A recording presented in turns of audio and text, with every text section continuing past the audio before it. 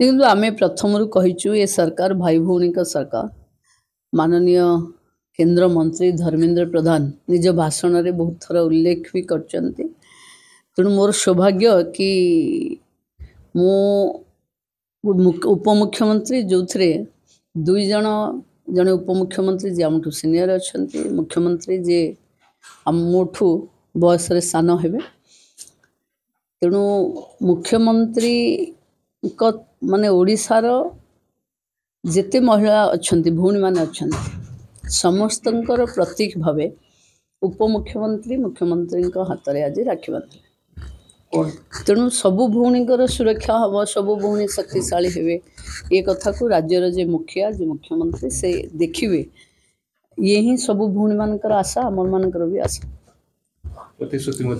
नहीं। रक्षाबंधन गोटे पवित्र बंधन ए प्रतिश्रुति न थाए एथिरे भाई हाथ में भौणीर भल पाइबार राखी थाए एवं ओडिशा सारार भौणी मान सुरक्षित रहिबा आज ये रक्षार डोर आमे मुख्यमंत्री हाथ में बांधिलु निश्चय राज्यर सबू भौणी तरफ प्रतीक भाव जेहेतु मु जड़े उपमुख्यमंत्री महिला सबू भौणी प्रतीक भाव मु राखी बांधिली।